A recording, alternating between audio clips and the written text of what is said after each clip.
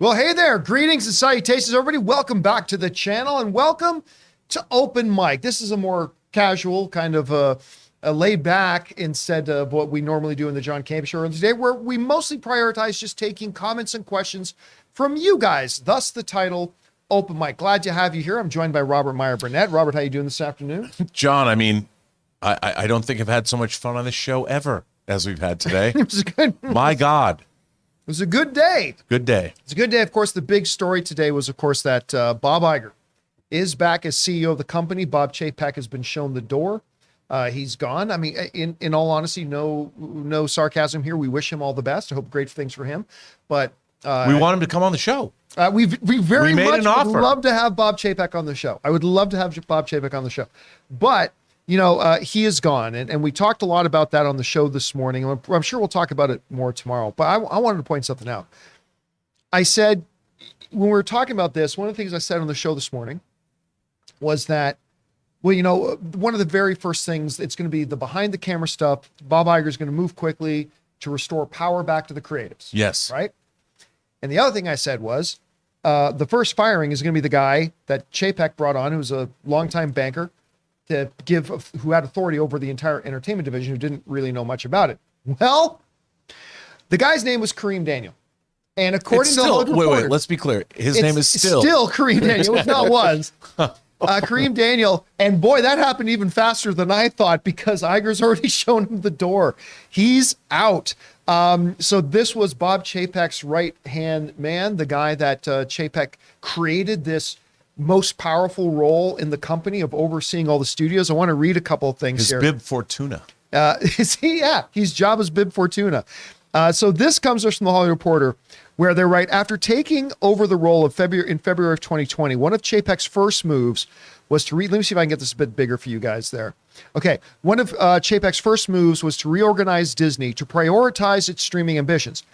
He created the new media and entertainment distribution group charged with the dissemination and ad sales for Disney content, including on Disney Plus and in theaters. The division had a vast amount of responsibility, which included the distribution, operations, sales, advertising data, and technology across all of Disney content, and ultimately carried the weight of the group's profit and losses. In other words, this group ultimately, there was a CNBC article about this a couple of years ago that specified this new group, this new layer of management that Chapek had created, was ultimately going to be the final authority on what does and does not get made, and once it's made, where it goes. It was no longer the studio head's responsibility to do that, not Kathleen Kennedy, not Kevin Feige, not the leaders of Pixar or Disney Animation or Disney Live Action Motion Pictures. It was this group's. And to lead this group, Chapek tapped Kareem Daniel, a 14-year veteran of the company at the time, to head the division, who was a very, very loyal Bob Chapek guy. Mm-hmm. Had no discernible qualifications for running a department like that, but was given that job. And I said on the show this morning, that would be the first guy to go. But I came out here to do the show, and the first thing Rob says to me, did you hear Kareem Daniel is gone? I'm like, damn, that was fast. I didn't think it would be that fast. I mean, John, you know, they talk about the Bene Gesserit prophecies of the Kwisatz Haderach, the super being. Perhaps you're that guy. Maybe. Now, and the other thing we talked about on the show this morning is that Iger, one of his first things is going to be to not only remove somebody like Kareem Daniel, and by the way, nothing bad to say about Kareem Daniel. Of course not. I'm not saying anything about that, but this was clearly something that was going to get undone. So the other thing we said was Iger was going to start making moves to get the authority back into the hands of creatives. Some people didn't agree with me on that. I was reading some comments. But this is also in that same Hollywood Reporter thing here. Wall Street analysts and company watchers had been expecting a reorganization of the company's media and entertainment division as, here it is, Iger seeks to reshape the company's streaming strategy and return to a structure that prioritizes greater decision-making by the creatives. We said on the show this morning, this is exactly what he'd do. And Rob, you pointed out in the headline, let's bring up this, the NDI again. We said in the headline here, where Kareem Daniel to exit Disney as Bob Iger unwinds Chapek era structure. So on day one in office, Bob Iger is starting the process of undoing everything that Bob Chapek had done, which is just returning the favor, because that's essentially what Chapek did when he took over. Yeah. Was try to completely take the DNA of Disney away from what Iger had done. But I have to say that, he did what a new CEO does. You have to put your own imprimatur on something and make it your own. You have to create your own command structure. That's what they're expected to do. Whether that was the right thing to do, that remains to be seen. Historians can look back on it and make that decision. But yeah, Chapek, a corporate guy, and Iger, who's more of he comes from his very early. If you watch his masterclass, which I have at least 5 times, you hear. I mean, he came out of a very different background than Bob Chapek did, and he applies that in his management structure and style.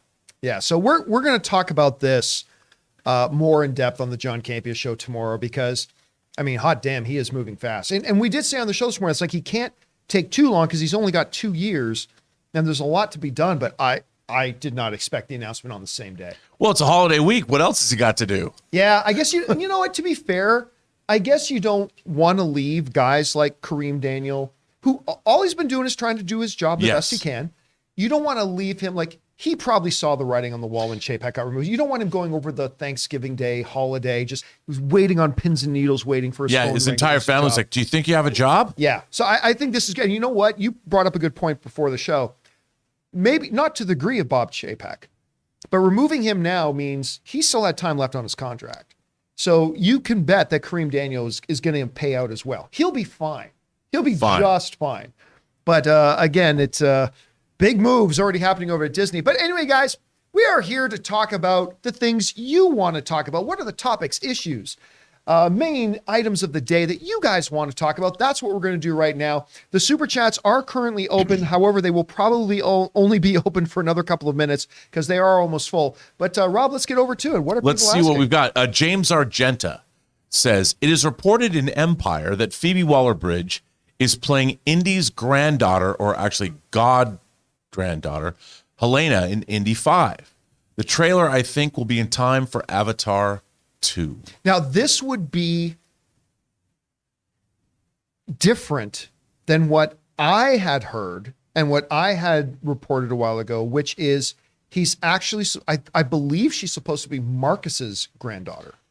Right. His goddaughter. Yeah, his god granddaughter or whatever. Yeah. But his former boss, Marcus, his granddaughter. So whether or not what the information I heard was right, or whether what's in Empire is right, we'll see. But I'm pretty, and again, I could be wrong about this, but I'm pretty sure he's supposed to be Marcus's granddaughter. Yeah, I was just reading this at lunch. It's his goddaughter. So Marcus's granddaughter, whatever it was. Yeah. Probably related to Marcus. It's not his daughter. Not his daughter or granddaughter. Okay. That would make more sense. All right, what's next? James Argenta sends in a super chat. And James also does Argenta says goddaughter. Yeah. Which would still be consistent with what I reported 6 months ago, that it was going to be Marcus's granddaughter. Which I like. Yeah. And again, we won't know 100% for sure whether that was right or wrong until we see the movie. Of course. All right, what's next?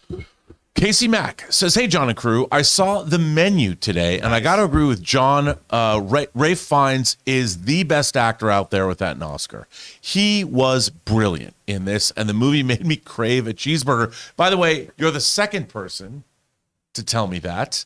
A good friend of mine, Ellie, she said, this movie made me crave a cheeseburger. I have not seen it, John. Dude, I have never craved a cheeseburger so much in my life as coming out of this movie. I was like, oh my God, now I want a cheeseburger so bad. Okay, well, Ellie was right. And yeah, Ralph Fiennes in this movie kills in this movie. He's so damn good. Every frame, he's right. And everybody's in it is good. Holt is good. Anya Taylor-Joy is always a powerhouse. The supporting cast was great. But Ralph Fiennes steals this movie. I'm going tonight. I can't wait. Oh, I can't wait to talk to you about it. I can't wait. See it. All right, what's next? Jedediah Elias says, tons of great stuff to catch up on and see this week. Fablemans, Strange World, Devotion, Glass Onion, Pinocchio, Puss in Boots early screening. She said, bones and all, spirited. The Guardians of the Galaxy holiday special. Yeah, what is the release date on that? Friday, same thing, Thursday night, midnight. Friday morning. You know what? I'm probably going to be pulling a midnight shift to watch. Me too. And that's a great list. Oh, listen. And you know what? Here's the funny thing. Let's bring that up again there, Taylor. The funny thing is that I don't think many of these are going to make much money. Glass Onion is going to make some money. Mm-hmm. We talked this morning about Strange World is a massively undermarketed film, so I don't expect it to do much. Puss in Boots will do pretty well, I think. She Said is a really good movie, but it completely flopped, and they did a terrible job marketing it. Bones and All, I got a feeling it's going to be another really good movie that not many people see. Spirited, that's a streaming show. Guardians of the Galaxy do well against streaming. I don't think Devotion's going to do all that great at the box office. I hope it does, though. But I got my tickets for it. I'm very excited for it. Yeah. Glenn Powell. I mean, it's great. And yeah, it's a really good time. A lot of good product is out there right now. And by the way, a lot of diverse product, meaning different kinds of stories, different kinds of movies. You've got a journalistic thriller. You've got animation. You've got a period piece flying thing. You've got a teen cannibal film in the 80s thing. I mean, when have we ever had such storytelling diversity in 1 week? Yeah, it's crazy. When was the last time we got that? It's really, really good stuff. Fantastic. All right, what's next? Suthius says, how do we know Disney doesn't have cloning technology so perfect that it would be impossible to tell if this is truly Bob Iger or not? Well, just saying. In a kind of Palpatine sort of way, many people know that Bob Iger is actually the cloned reincarnation of Walt Disney himself. Walt Disney just keeps making clones and, again, listen, I was having a conversation with somebody. Actually, I was talking to Christian this morning when I was doing his show for him. He called me on the phone and Christian asked, do you think this 2-year thing is just a smokescreen that he actually stays around for longer? And I actually believe it's 2 flat years because how old is Bob Iger now? If somebody can look that up, I think he's definitely in his 70s. I mean, he's kind of like Coach Carroll on the Seahawks. 71. Oh, yeah. What's that? 71. 71. He's like Coach Carroll on the Seahawks. He is a super impressive 70s. He has more gray in his hair than I do. But I want his gray back. he is physically fit, strong, active, all that kind of stuff. But still, he retired. And they dragged him back in. Retired. Yeah, retired. Still serves on the boards of several other companies and everything. But I would love for him to put in another 6, 7, 8 years. I really believe it when he says it's going to be 2 years. He's going to reset the direction of Disney. Obviously, he already started today. He's going to identify and then groom, probably for a good year, will groom a successor, which they never really did with Bob Chapek. There was never really a grooming period. It was, he'll be the guy, then they handed him the keys, and then, Bob Chapek was still there for a while on the board, but by then it was too late. So they're going to get somebody in, probably have a good full year where he gets to groom somebody to let them go and take over. I would love for it to be more than 2 years, but I really do think it's just going to be 2 years, and he's going to want to go back to the beach. Yeah, I think so too. He's earned it. He's totally earned it. All right, what's next? Hero75 says, would it be wise for Iger to announce whoever is going to replace him in 2 years already to begin their training to take over the CEO role? I'd give it a year. I think they're going to take a year and identify the right person. They're going to take maybe not a full year, but a good long time to identify the right person, and then leave themselves a good long time for that training to happen. So I do see that happening. Agreed. Okay, what's next? Chris Parker says, you're a man of many talents, John. Rank in order of difficulty: writing a novel, producing a documentary, writing and directing a feature film, and which, if any, would you never do again?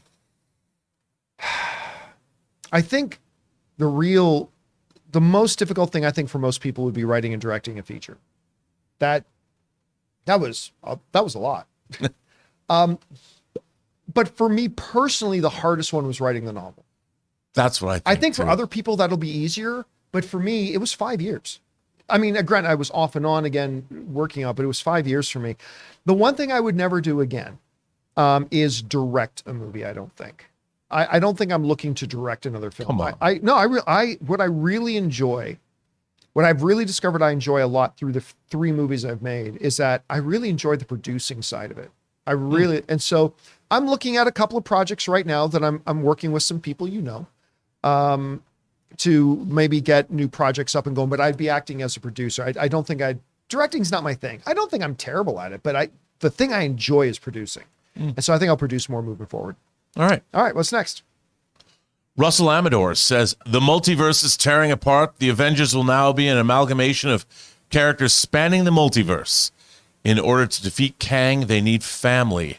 Here comes Dom. Marvel's What If. I mean, if the Fast and Furious franchise was in some sub-studio of Disney, I would say don't count it out. But they're not. They're under a totally different studio. It won't happen. But other than that, I wouldn't put it by them at all to try to pull something Plus, like that up. Kang has a bunch of Kangs. He can have his own Kang family, which is right out of the comics. Council of Kangs. Council of Kangs. All right, what's next? William Roush says, over or under 69, that Rob has the complete series of Game of Thrones on 4K Blu-ray. Also, Rob, did you see the new Admiral Kirk, Spock, and McCoy 6-scale figures that are being released? Okay, first of all, bruh. Okay, to be honest, to be fair, I do not have Game of Thrones in 4K because I have the Blu-ray version that comes in this gorgeous wooden box with these slot. You'll see it. Just look it up. It's insane. So I have that. I already have the Admiral Kirk figure winging its way to me now. Spock goes up for pre-order in 2 weeks, and McCoy goes on sale in March. Of course you do. And by the way, as a preview, I did bring my Exo-6Q to be the figure of the week, but that'll happen next week. Yeah, when the Weekly Hero returns. When the Weekly Hero returns, and they're great. Exo-6 is an incredible company. All right, what's next? Chris Parker says, I watched... Oh, by the way, Chris sent in like a $30 super chat. Thank you so much Chris. for that. I watched Story of a Mouse, and Iger is at the end talking with great reverence about Disney's origins and how everything was birthed from Steamboat Willie. Was Chapek's commands about adults not liking animation the straw that broke the camel's back? That was a very... we didn't talk much about that. No. Because look, everybody knows I didn't like the job Bob Chapek was doing. So I tried to avoid little nitpicky things so it doesn't look like I'm just getting... By the way, this is great, by the way. Yeah, I've heard wonderful things great. about it. But you never know what... Sometimes we take things out of context and maybe he meant it differently. But it was very concerning to hear the head of Disney say, the animation's for kids. When the kids go to bed, the adults don't want to watch animation. I know a lot of adults that love good animation, but you're right. See, the comments at the end there, I think, highlight more of the big differences between Bob Chapek and Bob Iger. Bob Iger has a reverence for the history of the company. He understands what generates the magic at the company. He understands the importance of the characters and the content and these things, and even the art of animation itself. Bob Chapek was a banker. I mean, Bob Chapek was a business guy. And from everything we've studied and known about him prior to taking over the CEO role, he's a good business guy. But that right there, the thing you're pointing out right there, I think is one of the big highlighting differences as to why Bob Chapek did not succeed as a CEO of Disney and Bob Iger does. One of the most, I think, groundbreaking pieces of film ever done in the history of Hollywood is Fantasia. Oh. And if anyone has a problem or thinks that animation is only for children, I offer Fantasia. One of the earliest Disney animated efforts, and combining classical music. Mr. Sakowski, Mr. Sakowski. Can't even say it. But I mean, this was unbelievably groundbreaking in the time it was made in the 40s. And I don't think Bob Chapek ever saw it. I wouldn't be surprised. So, all right, what's next? Scotty Hale says, over or under 75%, we get a new Last of Us trailer at the Game Awards, since they're in 2 weeks on December 8th. I will go 100%. Yeah. I mean, I think it would be remarkably foolish. I mean, let's face it, the Game Awards are not Game Awards anymore. The Game Awards is really game commercials, the special event. That's all. 80% of the Game Awards is just commercials. Yeah. Commercials game trailers. And listen, to be fair, a lot of people tune into the Game Awards specifically for that. But I have to admit, they pushed it so far that last year it kind of was a big turnoff to me. That like they're showing you in an hour, they're literally doing 51 minutes of commercials. And then they have these categories and they don't even bother.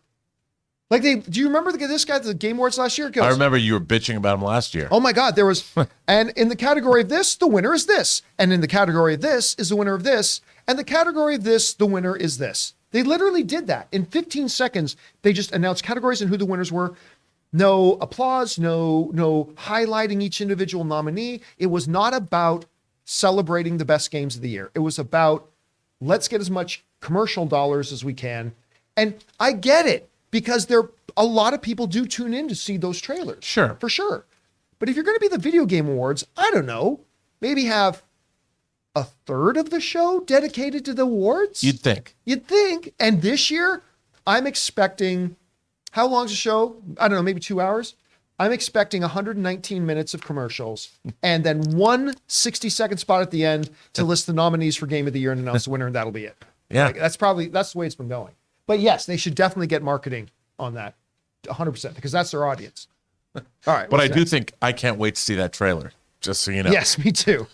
Motossum says, I think that recent memo to cut back costs that Chapek sent is what pushed everyone on the edge, and they had to do something about it. Listen, I said when that came out, this is leadership that doesn't know how to handle a little bit of adversity. Mm-hmm.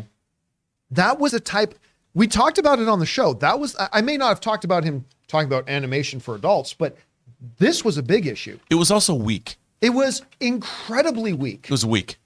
Because again, it's not like, okay, it's been 3 years of downward turns. No, it was like a little bit of adversity hit. We had a drop in the stock. Okay, how do we navigate this? Hey, you're going to want to tighten some things up, but this wholesale, we're going to cut back on our marketing. We're going to cut back on our content. Executives can't travel anywhere. All meetings have to be virtual now. No more Cheerios in the commissary. Like it just showed a leader who did not know how to lead. He needs to read Winston Churchill's 5-volume history of World War II. He's not going to do that. It would help him out. He's not going to do that. But it would help him. He should. But I don't think that was the final straw. Yeah, no. I think there was something else. I agree. On top of that, but who knows? Maybe we'll find out in a few months. All right, what's next? Angel Leon says, do you remember the first movie you ever watched? Star Wars. Really? That was the first movie you ever watched? That's the earliest childhood memory I have. I remember my mom showing me Star Wars. I was 5, 6, and then I don't have a number of memory for about 4 or 5 years after that. I mean, that's just the thing. That's why Star Wars is so important to me. In the theater, the first movie I ever watched, I remember watching in the theater, was a Disney movie, Island at the Top of the World. I don't remember that one. Nobody does, and it's David Hartman. But this giant dirigible, this great flying ship. They go to I don't know if it's North or South Pole, looking for the whale's graveyard. I love this. I blew my mind. There you go. Yes. And Mako, from Conan. I think the next one I remember wasn't in a theater, it was at a drive-in. I think my mom and dad, and I don't even know how early or how long or early it had come out, but it was Pete's Dragon. Oh, yeah. So it might have been an older movie already, and they just were playing it at the drive-in, or it might have been, I don't remember what year Pete's Dragon came out, but I remember seeing that, but it was at the drive-in. That was also early. I want to say that was early 70s too. Yeah, I might have seen a late version of it. Yeah. But yeah, there goes Pete's Dragon. By the way, the remake was pretty nice. It was pretty good. I did too. Yeah, I did. That was good. All right, what's next? Sam Fisher says, the king is dead. Long live the zombie king. I'll tell you what. Is that a Walking Dead thing? Maybe. But when you stand beside Bob Iger, and I've stood beside Bob Iger, that dude radiates power. Gently, subtly wielded power. Like, it's just crazy being in a room with him and you see everybody just gravitate to him, and he's got this, he's a big guy too. He's a big man. That's why I say he's like Pete Carroll. Like, he's just in tremendous shape physically. He's super sharp. When he speaks, everybody listens. Well, you know what? Being in great physical condition is part of being a powerful person. Yeah. Because that's part of it. Yep, I agree. All right, what's next? All right, we're going to go to the two-parter for J Master. Oh, J Master says, one of two. I just want to say, as a big Power Rangers fan, R.I.P. JDF. Yes. I grew up watching Power Rangers and Jason David Frank appearing in different Power Rangers series. His last appearance was in the special anniversary episode of Power Rangers in Power Rangers Super Ninja Steel, Which I believe was in 2018. To this day, I still watch every new season of Power Rangers, even though I'm 26. And you know what? Like, I was never a Power Rangers guy per se, but listen, I don't think there's any difference in that to somebody like me still watching every single thing that Star Wars puts out. If it's something you grew up with and it's special to you, listen, if the G1 Transformers cartoons were still being made today, I would still watch them. Yeah. I don't count the other stuff as real Transformers, but they were still doing G1 Transformers. I would still be watching that to this day. Absolutely. 100%. All right. What's next? Sam Fisher says, imitated indie Nazis. Why is it always Nazis? Yeah, it's true. It's snakes. But listen, it should be Nazis. They are the greatest villains. They are the de facto Indiana Jones villains. And I get, well, no, they weren't in Temple of Doom. I get it, but Nazis, indie fighting Nazis. That's why I've said, if they do want to reboot after Harrison Ford, it's got to be back in that era and it's got to be Nazis. 100% needs to be Nazis. I love it. All right, what's next?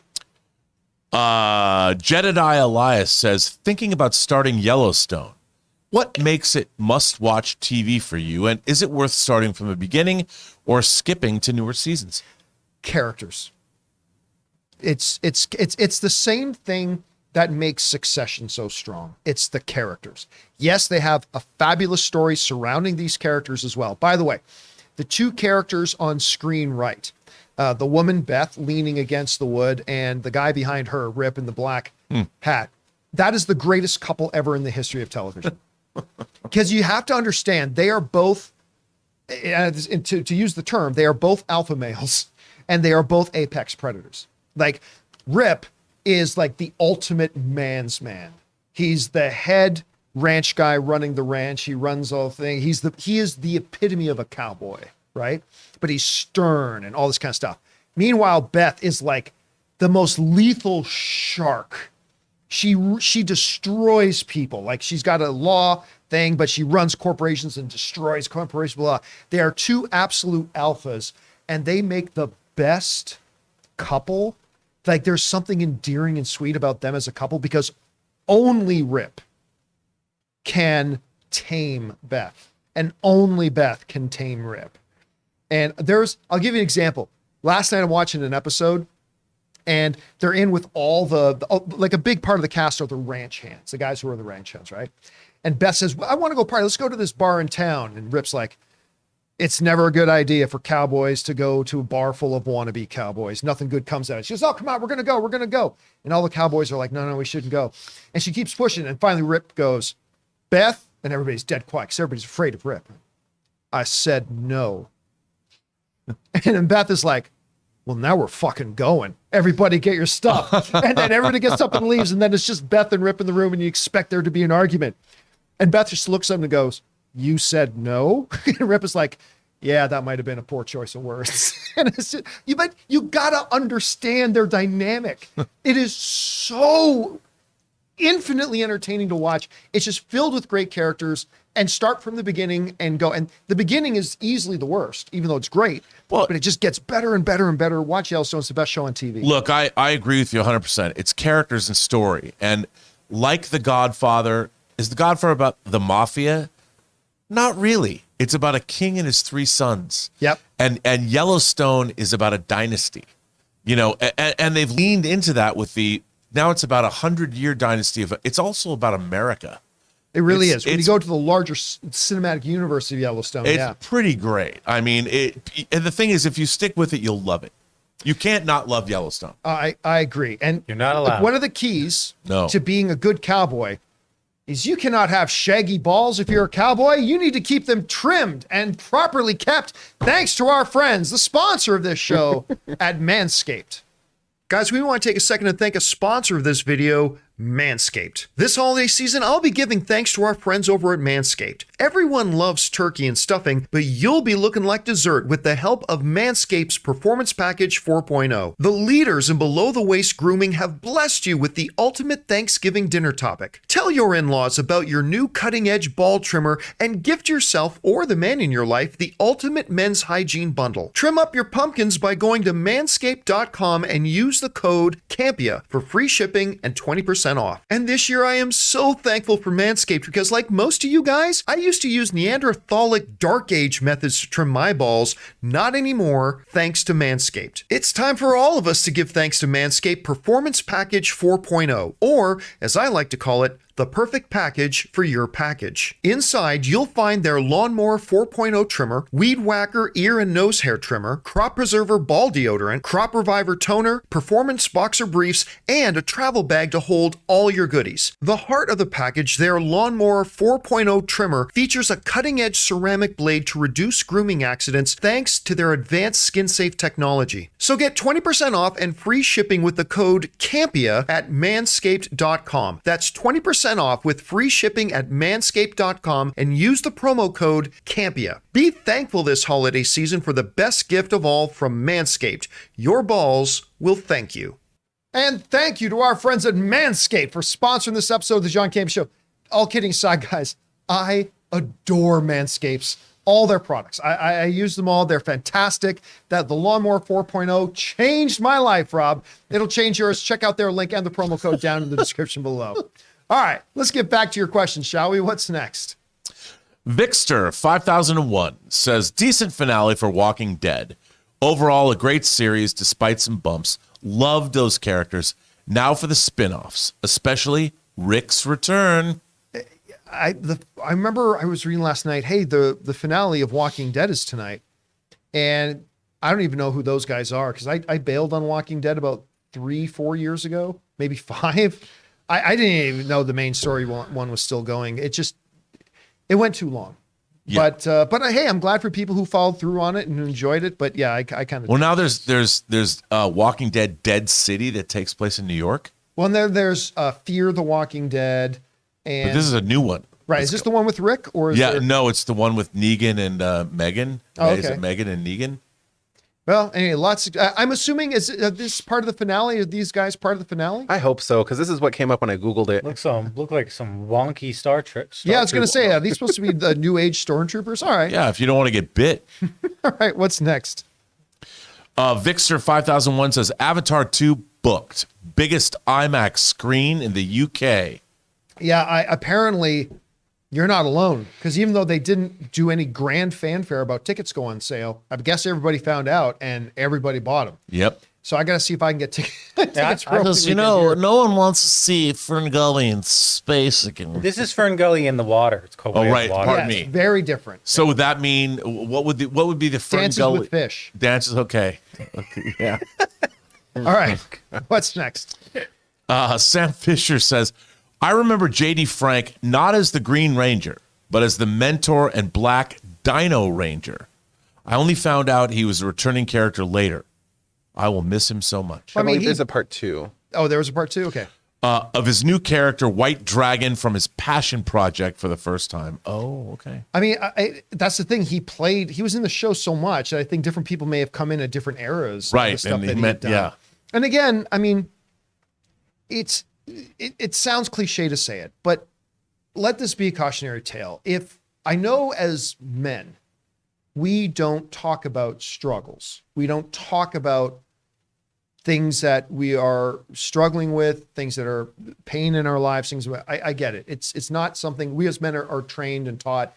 That's not a manly thing to do, is to share that type of stuff. But if there are people either in your life or not only life professionals who are there to talk to you and to listen to you, if you are struggling with any sort of that thing, don't fight battles alone. And let Frank's life, like we can only guess what types of battles and struggles that he was facing in his life, but let that be a warning to all of us. When you come across that stuff and you start to struggle, talk to somebody, because even though that's not what we're taught that men should do, that's what real men do. Real men go, hey, I'm identifying something I'm struggling with. I'm going to get somebody to help. I mean, that's what men do, and that's what you should do. So yeah, let that be a listen to all of us. All right, what's next? Jay Master says, breaking news.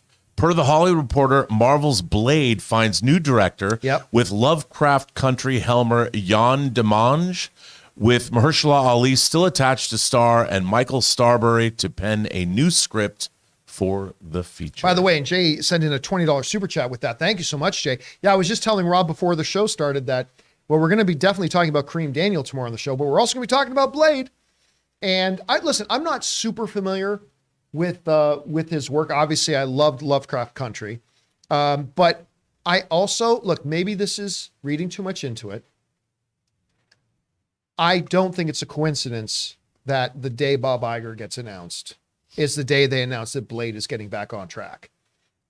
This is probably something that's been in the works for a little while. Whether or not it's directly impacted by Iger, who knows? I'm just guessing here, but you never know.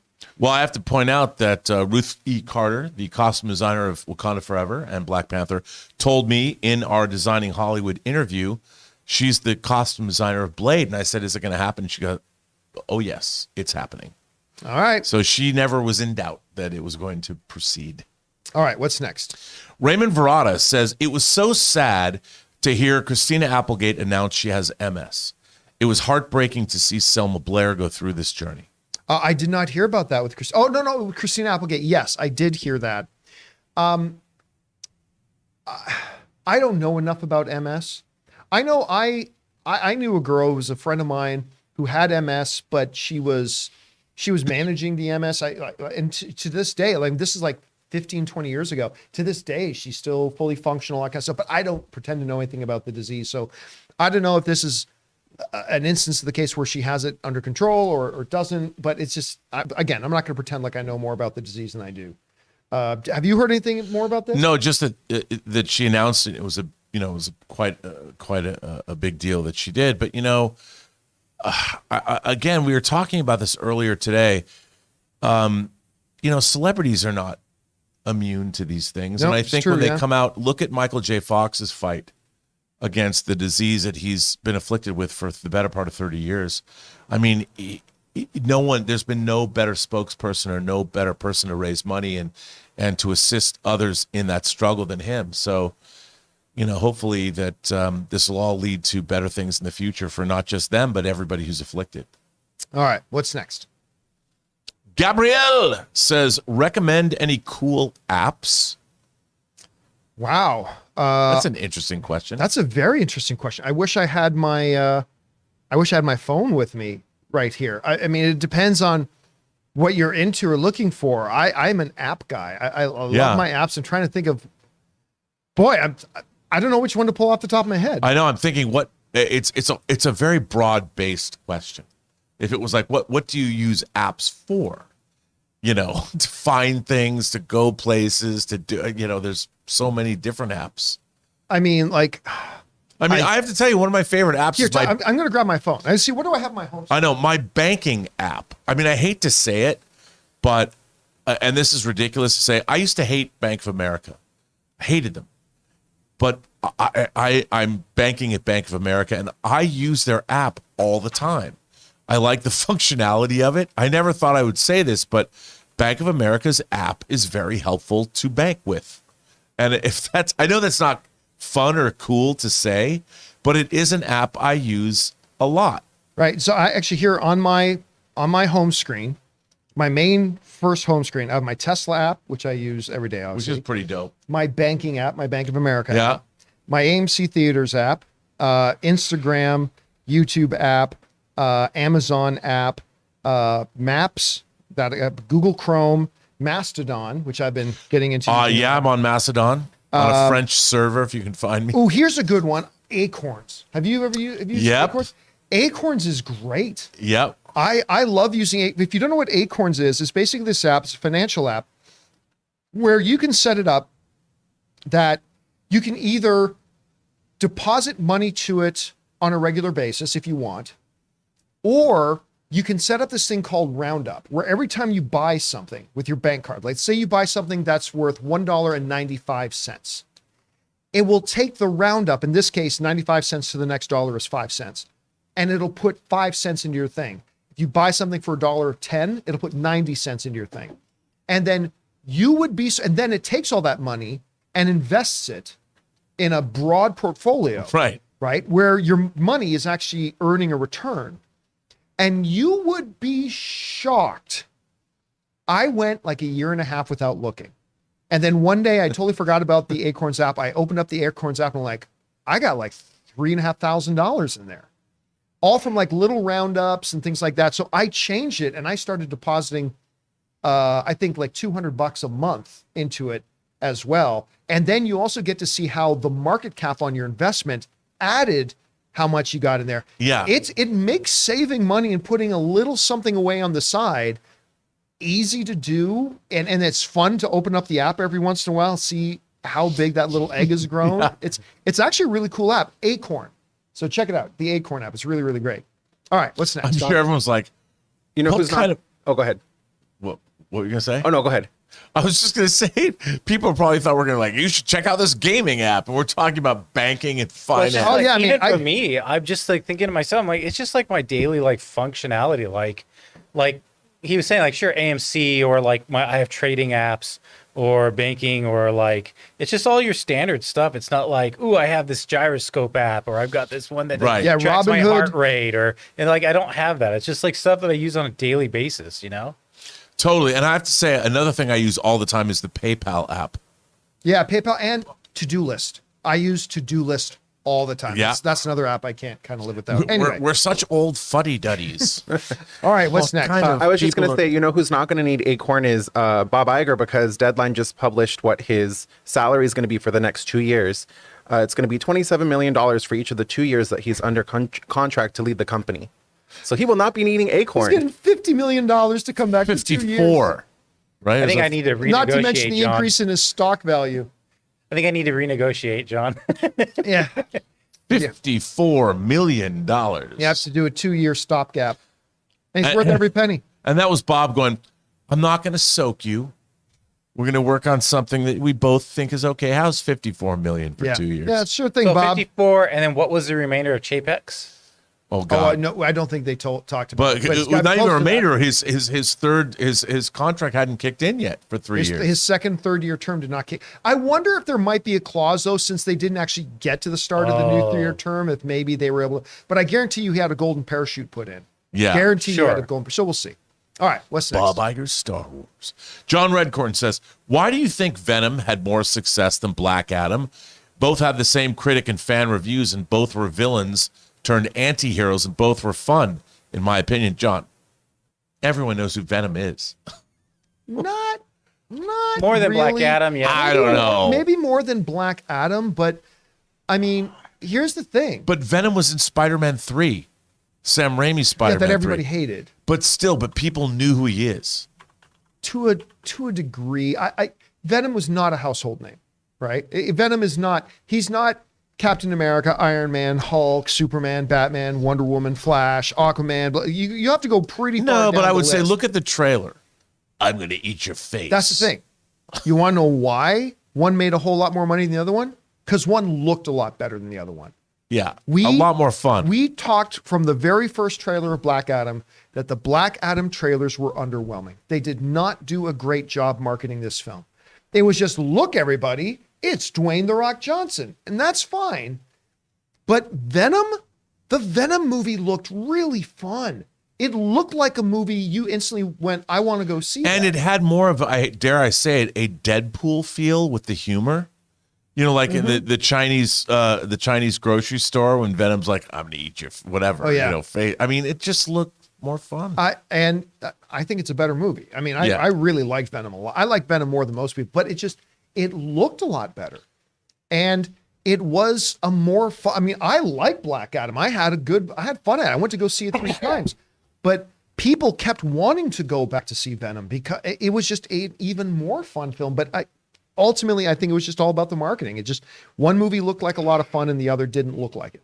Yep, Even though it was fun, didn't look like it was fun. agreed. All right, what's next? Gabriel says, John, have you ever talked to Chris Stuckman? Yeah, I've had Chris Stuckman on my shows. I've had Chris Stuckman on panels of mine at Comic-Con.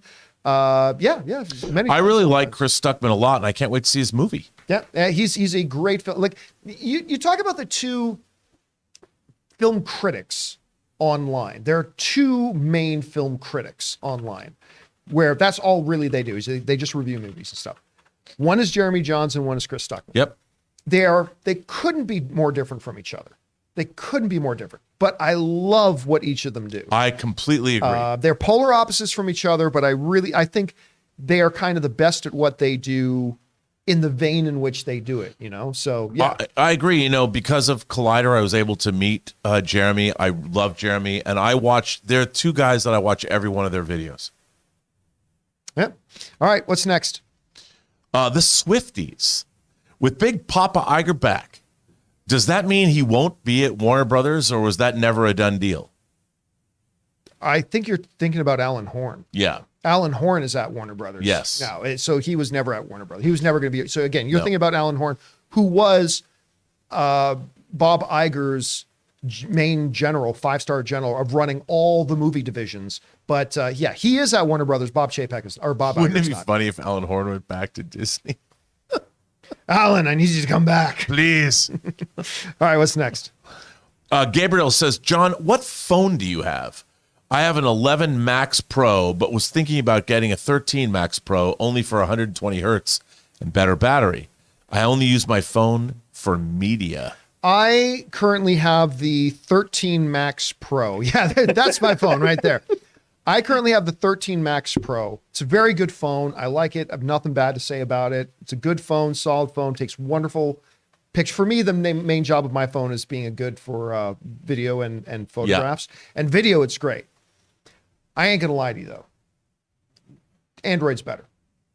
My last Android phone was the Samsung Note 20 Ultra. I think that's what it was. That's what I have right now. Is that what you have right now? The Note 20 Ultra. It's a better phone.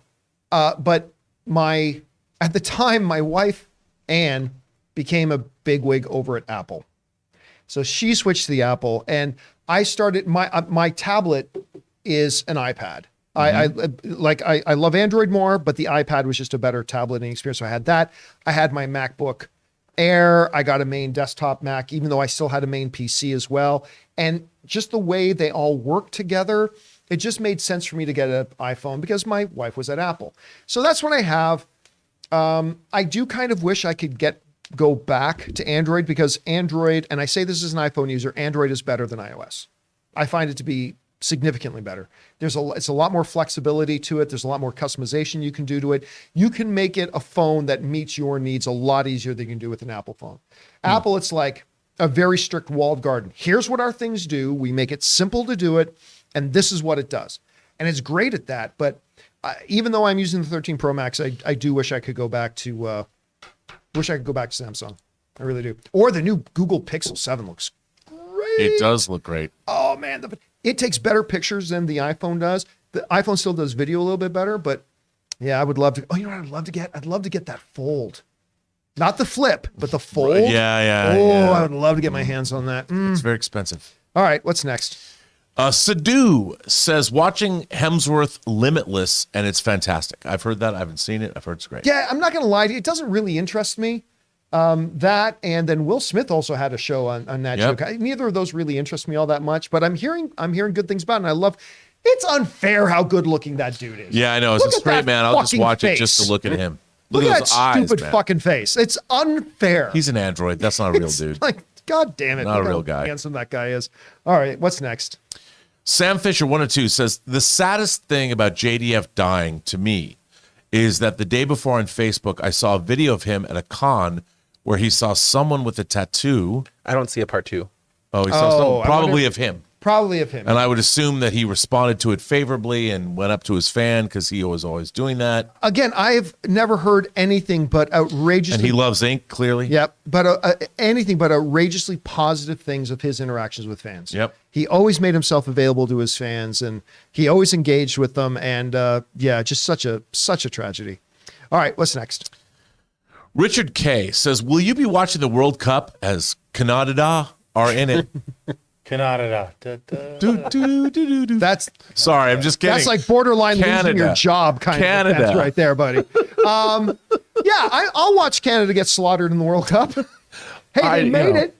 Italy They did make it. The best soccer country in the world didn't make it. Italy didn't get there. But hey, yes, I will watch some Canada. Listen, and I'm By not the way, I gonna lie love to you. Canada, just so you know. Watching Ted Lasso and watching Welcome to Wrexham has probably done a lot to get a lot of people to try watching the World Cup this year. Those two programs alone would probably do a lot. All right, what's next? Motassim says Blade director hired Jan Demange. Yeah, and we will talk about that more in depth on tomorrow's John Campea Show, but it's great news just to show that that movie is still in progress. So that's a good thing to see. All right, what's next? Boyd sends in a super chat and says, is Pop Star Never Stop, Never Stopping the latest great comedy? You mean was that the last great comedy? No, there have been some really good comedies. You know what, though? I got to tell you, I love that movie, though. I was hooking up a new TV and it just popped up. I watched it again. That movie is damn funny. The Adam Levine thing. I'm so humble. Dude, That it's so good. whole movie is so good. It's so good. Like, And it's actually really well shot, too. I mean, it's a good looking film. the third act, the third act of Pop Star kind of spins out of control a little wears bit. thin. It does start to wear thin Yeah. later in the third act. But it's already a great movie by the time you get to third act. And it's very funny. I forget his name. He on the left there, he directed it, right? Oh, Akiva Schaffer? Yeah, didn't he direct it? I think so. Yeah, I think he did. But I am just a big fan of Lonely Island in Dude, general. they're so good. Yeah. So good. I love them. All right, what's next? Dumbrodor says Fast 10 costs so much because Dom and family are going to drive across the multiverse to cross over with Riverdale to fight Darkseid and Robot Bon Jovi. Hashtag hello Hall of Family. You know, boy, I never thought I'd say something and people threw that back at me. I still want to see that one. where Meanwhile, at the Dom- Hall of Family. There were Dom's riding a dinosaur. I still remember Ray did a thumbnail of that once. We were talking about, because there was some rumor going around that Universal was going to cross Fast and Furious with Jurassic Park. Yeah. And Ray made one of the great thumbnails, one of his many, many great thumbnails with Dom riding a dinosaur. It was pretty sweet. Our Ray, he's a very talented graphic designer. He doesn't even know. Sometimes he does things that borderline genius. Well, this is what makes Ray so good. He's got good Photoshop skills. Yeah. He's not the best Photoshop artist in the world. He'll be the first one to tell you that. It's the concepts he comes up with. It's his thought process. I can throw a topic at him and he will just conceive of this incredible concept for an image. Yep. And then get it put together, and he has to do it fast. That's the thing. Remember, we do the show every day. Yeah. So he gets these show notes. It's measured in hours, how much time he's got to get everything put together. And he comes up with these wild concepts. Like, we did a story last week about Bob Chapek overreacting and all these kind of things, panicking and causing all these limitations on Disney. And Ray, within 30 minutes, had this thumbnail of Mickey going, and the Magic Castle burning with these big eyes of Bob Chapek in the back. great. It was just conceptually, it was so well done. That's where Ray really shines. He's really good at that. He's amazing. Ray's the best. All right, what's next? Nico said, rewatching House of the Dragon, I'm mesmerized. It's the best show I've ever watched. I rate it above The Wire, The Sopranos, Chernobyl, Band of Brothers. Listen, Nico, I don't agree per se, but it's such a good show. It's totally understandable that a lot of people, including you, feel the way. It is a remarkable show. Although that list is a great list of shows, yeah. and they all do different things. I don't know if I could compare them to one another, but House of the Dragon certainly is delicious fun. Yeah, I mean, again, the best shows are the ones that start with incredibly strong, wonderful characters. And that is just all built, because there ain't a lot of action in House of the Dragon. Like, very, very little It's action. like all in rooms. It's all just conversations in room with, but guess what? When you have infinitely rich characters, conversations in rooms, dude, one of my favorite Oscar-winning films of the last 15 years is The King's Speech with Colin Firth Oh, yeah. and Barbosa, Jeffrey Rush. Jeffrey Rush. Oh, I thought you meant Helena Bonham Carter was. No, who's the wife. also great in it. Yeah. She plays the Queen Mother in that. But there is a scene in The King's Speech where I maybe it's like 6, 7, 8 minutes long, where all it is this room with 2 chairs, and it's Colin Firth and Jeffrey Rush just talking, sitting in their chairs for like 5, 6, 7, 8, 9, 10 minutes.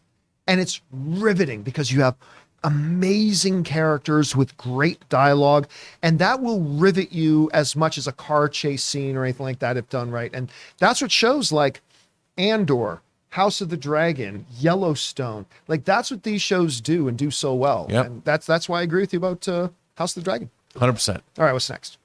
Harv's K says, very much enjoyed The Menu, which continues 2022's amazing quality horror movie streak. We'll never watch a Food Network show the same way again. I'll tell you what, I don't know how The Menu will strike you. By the way, that imagery from the movie has really big significance, and I won't reveal what it is. But Is that telephone coil, like cable? no, those are scissors. No, but No, it's sitting around block, the, like the around coiled, the, it's like coiled wire. yeah, it looks that way. Oh, that's what it looks like. Yes. So I wonder how this movie would affect me if I did not watch so much Food Network. Right. So, but watching it is like being somebody who's been invested in a lot of these Food Network shows and whatever. It's seeing this and it's like, yeah, chef. And again, Ray Fiennes, he's going to be nominated for an Academy Award for this. He's got to be nominated for an Academy Award for it. Has to be. All right, what's next? Dumbrodor comes back and says, films released within 5 days. Spirited, She Said, The Menu, Bones and All, Glass Onion, Strange World, The Fablemans, and Devotion. And most are original films. Every once in a while, I do this exercise where, okay, so there are some things we often tell ourselves in different areas of life that make us feel like we're smarter than we are. We all do it. I've done it. You've done it. Everybody does it. One of the things that the movie fan often does to make them feel like they're really sophisticated is, oh, there's nothing original anymore coming out of Hollywood. It's all sequels and reboots. No, nobody does anything original anymore. And every once in a while, I'll do this exercise where I'll sit down and say, okay, let's open the release calendar. Let's go over the last two months of the release calendar. And it's like, okay, original, reboot, original, sequel, original, sequel, original, reboot. And it's just like, guys, I get it. The things we talk about are the ones we pay more attention to, but there is more original film made today than in any other time in Hollywood history. It's also true that there's more sequels and reboots being made today than other time in history. Absolutely. But not an insignificant, a vast majority of the films that come out are purely original. Y'all just don't talk about them or you don't go see them. And I mean, that's the poster child for that is, of course, Nice Guys. Completely wildly original film with great stars, great director, fabulous movie, and ain't nobody went to go see it. Nope. But the original stuff is there. That question that the viewer just sent in, great example of there is some rich, awesome stuff out there. Yeah. If we go to see it. Yep. And there's that. All right, what's next? Chef Rigo. Chef Rigo. God said, firing Bob Chapek is not enough. Let's promote the chef. Laugh out loud. I don't understand Because that. he got his promotion. That's right. Because Chef Rigo mentioned today he got a promotion over there at, what's the name of the restaurant again? Shogun. I was going to say, is it Shogun? Over at Shogun. And big congrats. We can't wait to go there and taste more of the food. It's going to be great. All good. All right, what's next? J Master, My Comic Planet said, could this move today also signal the return of Alan Horn? Here's the thing.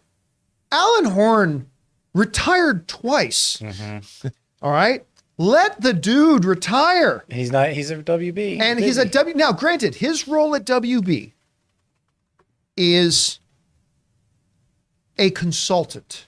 Now, he is the main guy sitting on David Zaslav's shoulder, and he's the one who has Zaslav's ear. But Alan Horn is very quick to point out he is a consultant, right? And it's not meant to be permanent. He's there to consult, get things going. Now, is it possible that Bob Iger could once again, the same way he did back in, 2001 or whatever it was, is it possible that Bob Iger yet again could get on the phone with Alan Horn and say, Alan, I need somebody to come in and get the whole movie division put back the exact same conversation? It's possible.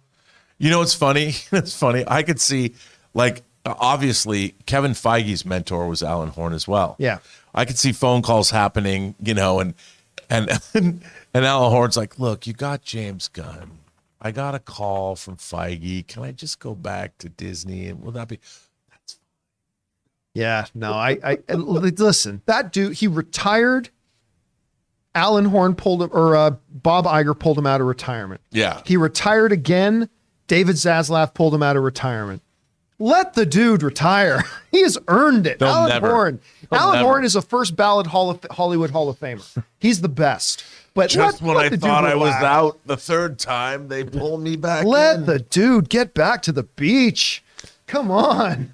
Anyway, all right. What's next? Jay Master says, Bob Iger making moves and not playing around with no breaks. All hail the altar of Bob Iger. Listen, there's a reason I call him Big Papa. I mean, he's the man. There And he is. he don't mess around. He has clear vision. He moves on his vision. He communicates, he listens, and he values creativity. He values creatives above all things. He rocks a suit without a tie, too, and that's tough. Yeah, he His really bespoke does. suits are, I'm sure he goes to Savile Row and gets them all made in one guy makes his suits. I don't think so. I think he literally manifests them with his mind. He could be. I think that's what he you know, does. All right. Nothing What's like a next? bespoke suit, though, man. Nothing It's just- better. It's great. Jedediah Elias says, didn't grow up with it, but damn, Willow looks great. Yeah, I had very, very low expectations, but even I gotta say that the most recent couple of promos have looked pretty fetching. They look pretty good. I really hope all the people that, are Star Wars fans give this show a shot. And if it's good, give Kathleen Kennedy some credit All right, for what's even next? making a Willow show. Pardon me, not to offend any Willow fans.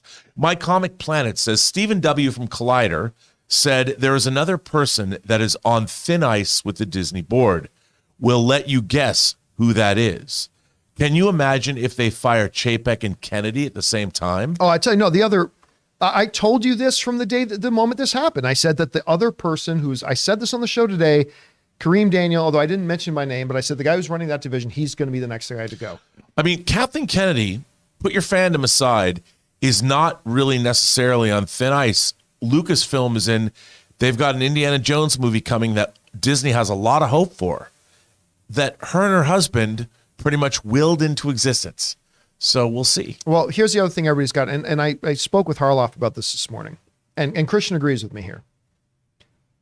Bob Iger is far more of a Kathleen Kennedy ally than Bob Chapek was. Oh, yeah. If anything, the move with Bob. Now, I'm not saying what will and what will not happen. Okay, I don't have an inside pipeline here, but Bob Iger is a much bigger Kathy Kennedy ally than Bob Chapek ever was. Mm-hmm. If anything, Kathy Kennedy's position at Disney, I think, just got stronger with Bob Iger coming back. Again, I don't think she exceeds her current contract. I think she's done there once 2025 gets here. I think that will be done. But as for the immediate future, maybe she's gone tomorrow. But I think, again, Iger has always been a big supporter of her. He believes in her. I think she's going to be around at least for the next couple of years. All right, what's next? CJ Rebirth says, my top movies so far, T-Red? Turning Red. Turning Red. Elvis, Marcel the Shell, Spirited, and Thor 4. Also, producer John, you became more awesome, fellow Sleeping Beauty fan. By the way, I've heard a lot of people talk about your Tchaikovsky rant. Well, oh, sorry. I saw you looking over there. And I'm like, why are you looking at Taylor? I'm sorry. You're looking at That's the where he's camera. used to I'm looking used to, at you. Yeah. Sorry. No, it's all right. Hey, I love Tchaikovsky, and I'm glad you do too. And thank you for thinking that I'm off. That was really, I was very interested in that. I was very surprised when you said that. That was All right, good. what's next? My Comic Planet says another big item on Iger's to-do list is what to do with Disney Plus. It's been losing a lot of money. What do you think needs to be done to make Disney Plus profitable? Well, look, that's the billion-dollar question. I don't pretend to be inside and looking at the ledgers and the books and stuff like that, but do not forget, Disney Plus is Bob Iger's creation. The whole Bob Iger hung on to the company and stayed at the company as long as he did to get Disney Plus launched. That is his baby. He still thinks that Disney Plus is going to play a massive part of the future at Disney. Bob Chapek agreed, except Bob Chapek decided to use it in a wildly different way than Bob Iger was going to use it. Look, do you know how many years it took for Netflix to be profitable? Their streaming service to be profitable? Answer is a fuck ton of years. That's the actual accounting term, fuck ton. It took a lot of It's in years. the dictionary. For years and years and years, as they had all these subscribers around the world, they were still losing billions of dollars every year.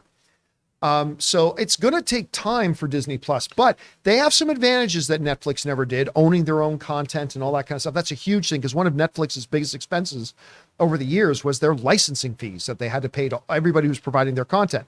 That's why they're trying to become more like HBO.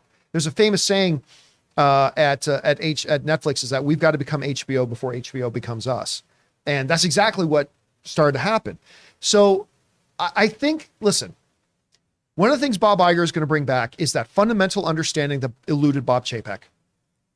Focus on theatrical releases, because when you put movies in theaters first, they will do that much better when you put them on streaming. It makes it more special. Like, hey, Spider-Man's a bad example of that, but Doctor Strange, for people who love Doctor Strange, guess what? It's now on Disney Plus. Boom, that becomes the go-to place. Not so much when it's just there first. What happened with Black Widow? It kind of sputtered. Nobody cared when it was on Disney Plus, anything like that. But I think he's going to they're both going to be, Iger will be just as focused on Disney Plus as Chapek was, but he's going to have a totally different philosophy about it. He's going to get it back to its original purpose. I agree. All right, what's next? Joseph Michael says, NGL, I'm a little mixed on Iger coming back, in my humble opinion. Many of the problems with Disney's mismanagement of Star Wars began with him. At least Chapek and Daniel are gone. There is no mismanagement from Iger with Star Wars. Name one thing that he mismanaged. Not a thing. They hired an individual head of the studio, and unfortunately, this is why I think Kathy Kennedy needs to move on and will move on once. By the way, they didn't hire her. No, that was George Lucas. Lucas did. Yeah, George Lucas selected her. Everybody always conveniently forgets that. George Lucas personally handpicked her And I to be the believe successor. even before the sale. Yeah. He handpicked her to be the successor. And the problems, and let's not pretend like Star Wars hasn't had some massive wins. They've had some big losses and they've had some massive wins. Rogue One made over $1 billion. Yes. 4 films made over $1 billion. Mandalorian is universally celebrated. Andor is the best thing Star Wars has ever had on television. I mean, so they've got some big wins. My 2 big problems with Kathy Kennedy, and this had nothing to do with Iger.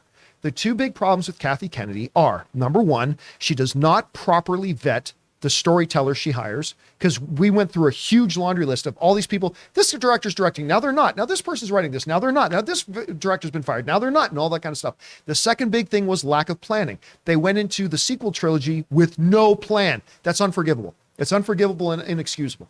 But both of those things are at the studio head level. It's not Bob Iger's responsibility, nor was any mismanagement of the individual studios Bob Chapek's responsibility. Notice that in my big laundry list of all of my what I consider to be shortcoming and failings of Bob Chapek as leader and CEO never had anything to do with what an individual studio chose to do or not do with their films. None of those. I never listed any of those as Bob Chapek's, other than the way that he made the decision to put Black Widow on Disney Plus.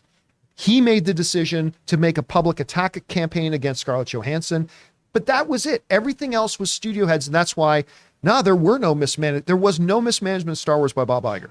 Some by Kathy Kennedy, but none by Bob Iger. All right, what's next?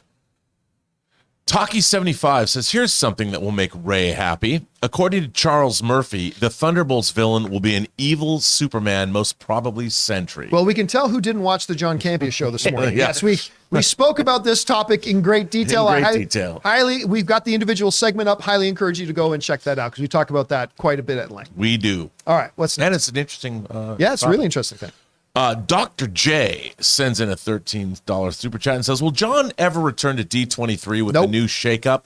Bomb after bomb after bomb. No, fuck them. Listen, I'm not going to sugarcoat it. I'm not going to lie. Fuck Disney. Disney is not really high on my list right now. I am super thrilled that Bob Iger is back. Yeah, there's a marriage made in heaven. I am so glad that Bob Iger is back. And there is still a lot of Disney content that I really like.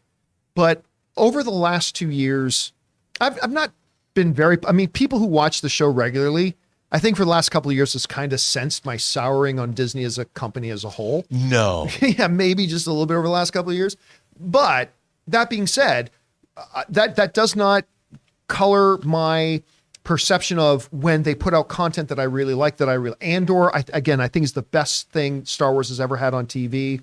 I love a lot of what Disney does content-wise, but as a company, they can go right fuck themselves. I really don't care much for Disney, but I love that Bob Iger is back. I trust this is going to result in great new content coming in the future, better content because he's putting creatives back in charge again.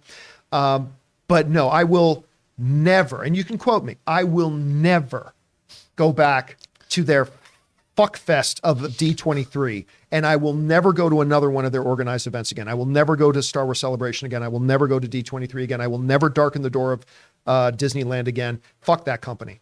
But hey, man, when they put out good content that I love, I'm going to get all over that. And I'm going to tell you, I love this content. They're doing some great things, and Bob Iger coming back, I think, is going to ensure that future. I really do.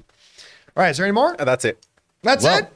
All right, guys. Well, in that case, that'll do it for this installment of Open Mic. Thank you so much for being here and making this show part of your day.